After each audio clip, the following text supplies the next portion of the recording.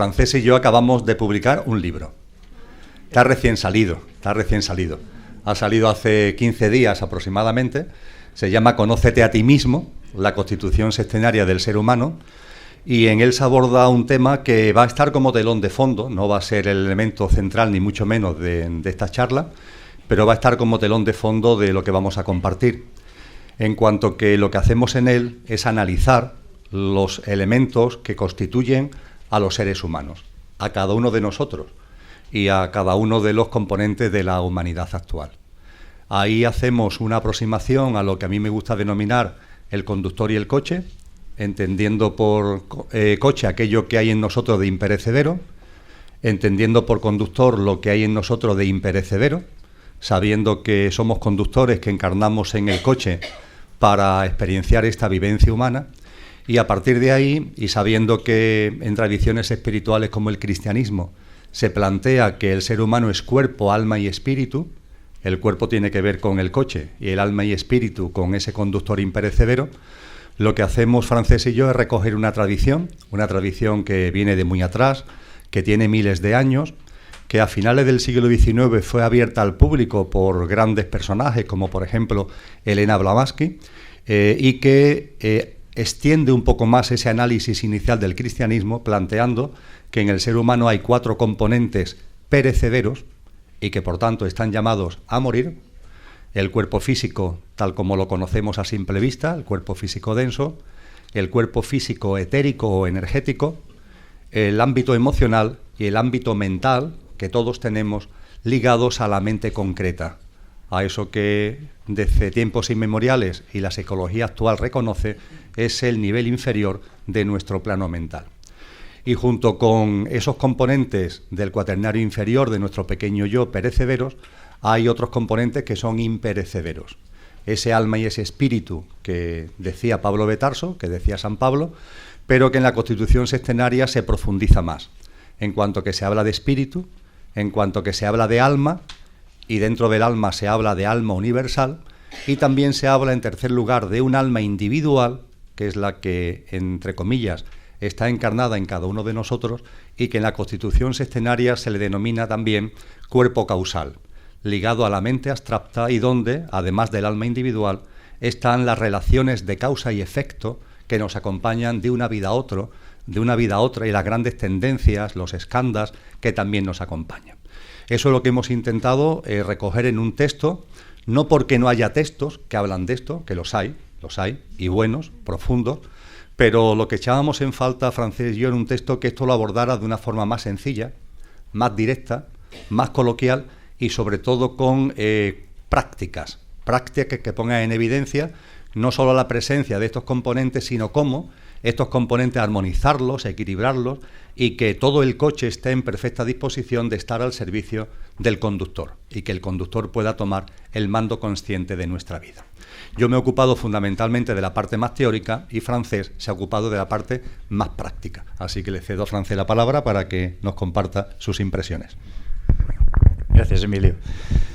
Bueno, ante todo, expresar que ha sido un auténtico placer trabajar contigo en esta obra.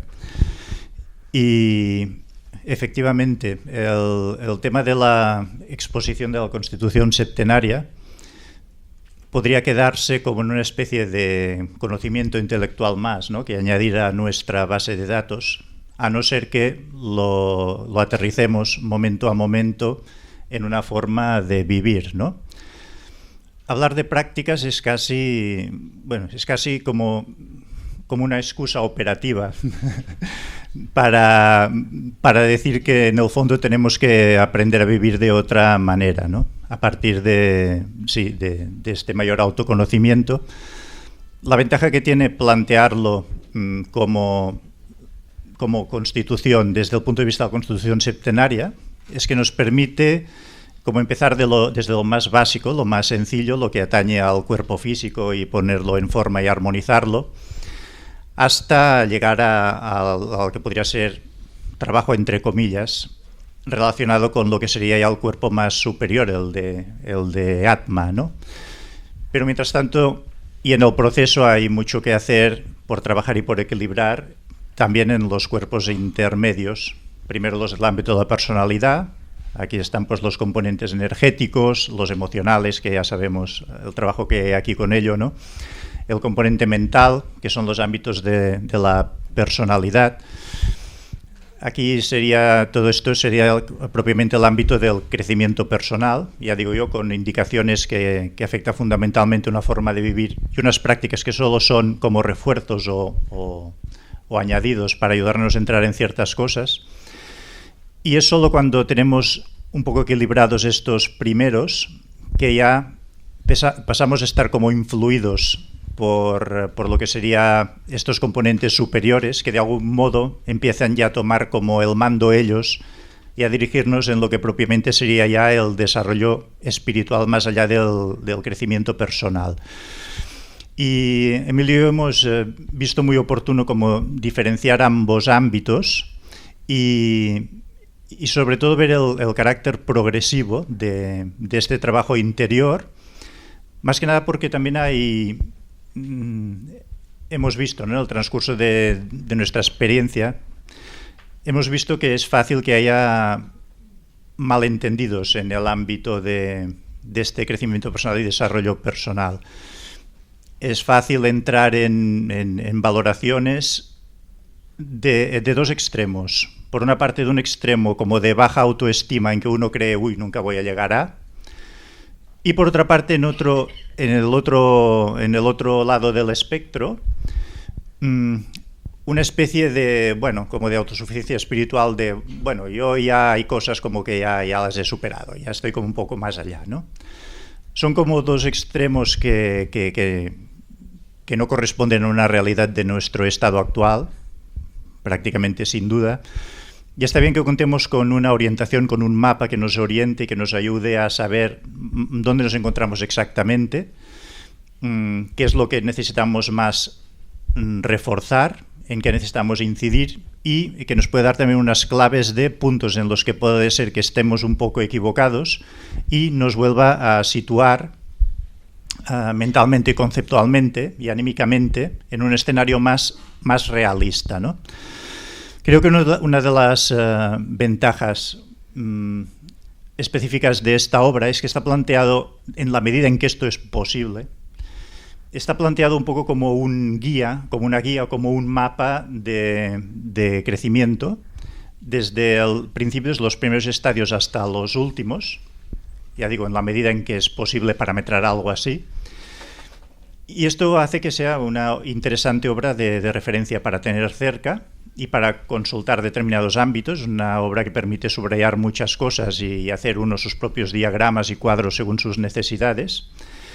Y en definitiva esperemos que llene realmente un vacío y que sirva a muchas personas para encontrar una orientación fidedigna en el trabajo con ella misma. Este libro lo presentaré, Emilio lamentablemente no podrá estar, pero lo voy a presentar en la Casa del Libro de Paseo de Gracia el día 17 de julio a las 7:30 de la tarde. Entonces, para mí un placer todos que os queráis acercar por allí. Muy bien, Francés. Pues la verdad es que tanto Francés como yo esperamos que el libro, a los que os acerquéis a él, lo disfrutéis, o sea, de utilidad y que efectivamente impulse, ¿no?, nuestro crecimiento personal, nuestro desarrollo en conciencia y nuestra evolución espiritual. Muy bien, pues muchas gracias, Francés. Muchas gracias.